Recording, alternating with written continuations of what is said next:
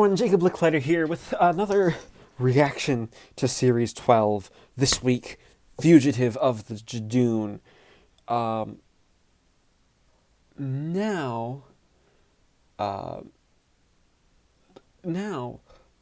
Before I begin, spoilers. This is an episode where I can't not discuss spoilers. And second of all, to comply with the updated rules for the Children's Online Privacy Act, this is a video not made for children. There will very possibly be some cursing. Doctor Who kids can watch it, but I'm an adult coming at it from an adult perspective. So yeah, be wary of that. That is a thing that is happening. But other than that, Fugitive of the Judoon. Okay. This episode floored me. Like, this was a lot to take in and a lot to discuss and a lot of setup for potentially later plot threads. That's basically what this episode was intending to do. It's setting up even more and moving along the series arc. This episode was written by Vinay Patel, who wrote Demons of the Punjab last year, and Chris Chibnall. And I think Chibnall may only have a writing credit because he may have added in some of the arc stuff, basically to make things make sense. So whereas I feel like a lot of this whole fugitive story isn't now. Oh, there is just a lot. There's a lot of things to discuss with this episode. Okay, so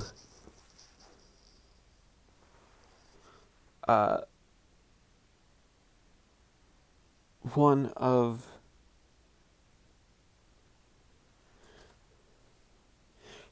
the big ones is that the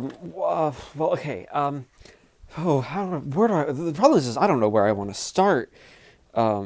This was such a big episode overall.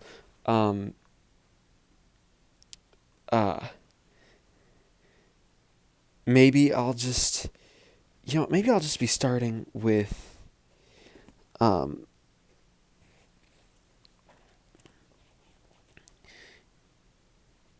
maybe we'll just this is hard. We're starting with the Judoon. The Judoon are a solid race to bring back for this story, hunting a fugitive down, having them act as space police. A lot of people were thinking, oh, this might follow up on some of the Davies stuff, which it didn't really. But you know what? I'm fine with that. And I like the Judoon. They're a recognizable monster to bring back. So I think this might have brought back some viewing figures. And I think the twists in this episode will probably get people talking. They're good twists. I just hope Chibnall has a plan. But, well, again, we'll talk about those. They're a good menace. They almost seem a bit more menacing than in the Davies era. Being a little more than just the gruff space cops, and more on the side of actual villains who are, dangerous and shouldn't be trifled with. But yeah, the Judoon are great. I really did. And I will say, I enjoyed just seeing them. But really, what I think makes Fugitive of the Judoon work is actually the twists. Now, Dylan Heath, aka Lord Slar, went on Twitter and said this was basically like a Moffat-style episode in a bad way, doing with a bunch of twists. And I agree, this is very Stephen Moffat. Let's doing crazy twists and taking risks. I don't think that's inherently a bad thing. Dylan, this is where I'm going to disagree with you, and I will be on Dylan's channel actually discussing this episode that wasn't planned. It just sort of happened that I ended up being on this episode of his panel discussions. So we'll be talking about that more there. But this is I think that as which is why I'm probably not going to give this episode a score, because this is setting up later stuff in the arc. It was enjoyable. I really, really liked it. But yeah, it's clearly a bunch of setup. And it's meant to be, I think this is meant to be sort of like, this feels like an American mid-season finale. Something twisting to change the game, change the characters, and now the rest of the season has to follow suit. In this case, it's all the stuff with, obviously with the Judoon being here, and just the stuff, and the stuff now with the Doctor, which I will be getting into. So, but next, I think, probably next course of action, John Barrowman as Captain Jack Harkness is back as Captain Jack Harkness. And honestly, I love his performance. It's amazing to see him back in the role after 10 years. Yeah, some people are describing his appearance here as a cameo. And yeah, it does seem to be he was tracking down the Doctor to warn him about something. Warning her about the lone Cyberman, it's all pure arc setup. But that's basically what the companions do. It gives the which is, I think, a decent way to get the companions out of the way, while having the Doctor be there to have the main focus of the character drama on Earth with the Judoon, and what that means, and where that's going potentially. And I'm saying potentially because I genuinely don't know where this episode where this series is going. It definitely has me intrigued enough to keep watching. But yeah. And I'm gonna be honest, the episode did keep me guessing. I really, really, really liked, I will say, Joe Martin. Let's see. Okay. So, what's nice is that this is actually an episode where we started on Earth. We got to know 3 sort of side characters. Joe Martin's character, Ruth Clayton, who was the tour guide in Gloucester. Her husband Lee, and I think they were just celebrating an anniversary. And just and this guy, I think, who is basically had a thing for Ruth, but she rejected him, and it's this nice. They have a nice little dynamic. Everyone has a nice little dynamic. Apparently, he had he thinks that her husband is an alien, and it kind of turns out that, well, he's not an alien per se. He is human, but he is the protector of Ruth, which leads to another twist in the episode, which I will get to. I promise. I just want to get these thoughts out, that I did really, really enjoy a lot of the stuff on Earth. It was fun. It was a lot of fun. And it was one of those things where you have, you have the story going on, and the story, doing stuff. It's one of those things where you have, you have the plot really going interestingly. Also, you just that's being interesting, doing everything. It's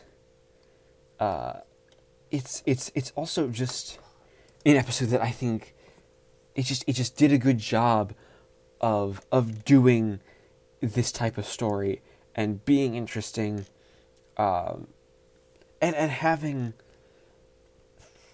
and having a solid premise. I'll also say the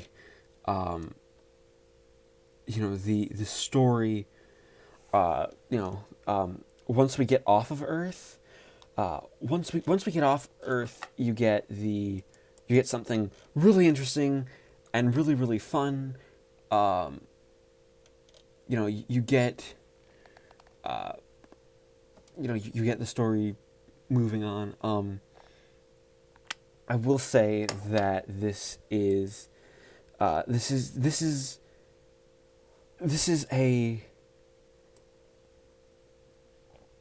just an episode that I think is going to be remembered for a while for what it does. Because let's get to that twist. Because you have the Doctor trying to take Ruth basically to a lighthouse, running away from the Judoon, who thinks she's a, a fugitive, and he and she takes her to this lighthouse. And Ruth is a nice character. She's Martin does a great job of making her really really likable, and just a lot of fun to watch. But what you see is they take her to this lighthouse, and it turns out in the lighthouse is a chameleon arch, and in the grave of her parents is a TARDIS. Not only a TARDIS, but like the Doctor's TARDIS. And of course the chameleon arch is open. It turns out she's an incarnation of the Doctor. That is the big that is the big twist here. It's implied here that she works for Gallifrey, in some capacity. My money is that she works for the Celestial Intervention Agency, and the idea is that she's in sometime in our Doctor's past. Now, a lot of people are being very, very how do I say this? They're being perhaps a bit too a bit too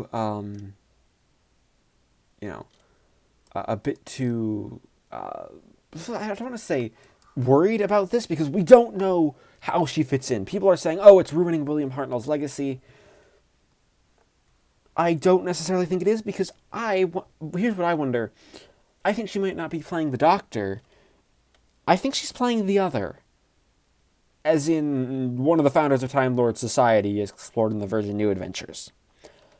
I have a gut feeling that it's either that, an alternate universe Doctor, a la David Warner, like a potentially, I wouldn't be surprised if it was a regenerated David Warner either, because that could be really, really interesting. Though I don't think it would be specifically that incarnation. It would probably be alternate universe, a different alternate universe, which it would be fine. Of course, that would be an interesting thing to explore. Or, and it seems a bit cliche, but she could possibly be the Valyard. That is very much a possibility. And knowing, and 12th and final incarnation, it could be the Valyard, and the Doctor just doesn't know. I'll also say, what else? I will also say, I loved her and Jodie's playing off each other. I like how we got this Doctor sort of not the 13 knocked down a peg a little bit, and like just being generally kind of mocked by this potentially past incarnation, which is interesting. Again, a lot of this is interesting. Now, again, part of you just have to wait. Part of the thing is here, we have to wait until we actually get an explanation for it, because this, we don't have an explanation. We don't know. All we know is she's credited as the Doctor. That doesn't necessarily mean she is our Doctor or anything. That could be fascinating. But she's clearly a darker Doctor. Like, she gets the woman chasing her down to kill herself by messing with a gun. That is very weird. Gat is the name of the woman who is turning around, and she's probably a Time Lord. Like, Time Lady. That's generally, I think she was a Time Lord. What's interesting, though, I think this might be from Gallifrey's past, because she specifically calls two doctors, two of the same Time Lord in one place, an abomination. So I wouldn't be surprised if this was a Gallifrey at some point before the three doctors, and before like those multi-doctors where Time Lords brought the doctors together. It would not surprise me at all if that was the case and that was what this story was going for. I will say again, I can't really score this episode because you kind of need to see where we go with this. Like, this is great setup, and I'm glad we aren't necessarily doing. I'm glad Chibnall is making the mystery box plot line a bit more involved and a bit like the focus of a full episode halfway through. Like, we have an idea. That's a decent way of doing a series arc. I hope he just doesn't make it a missed opportunity. I hope we're able to get a satisfactory conclusion to the arc, and just and not just end it like, oh, this is just our end. Other than that, if I will say anything with the episode, anything really bad, I actually, this episode was directed by Nita Manzoor, who directed last week's episode, and I don't think her style worked for this one. It worked last week, but this one, there were just a lot of cuts, and it seemed like, all right, we're getting these, we're intercutting stuff really quickly and really fast, and there's a point where it just kind of needs to slow down, and be slow enough to be like, yeah, it needs slowing. And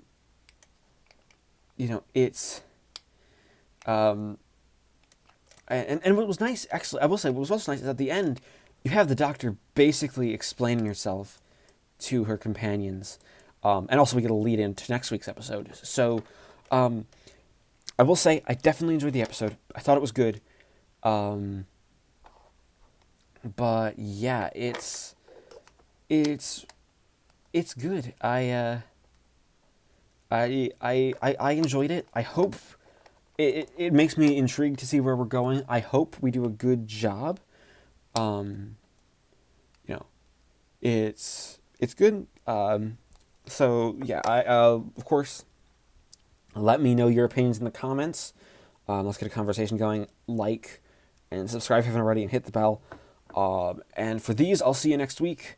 Other than that, I think my next marathon video should be out on Tuesday. So also look forward to that. This has been Jacob Licklider with another video. Goodbye.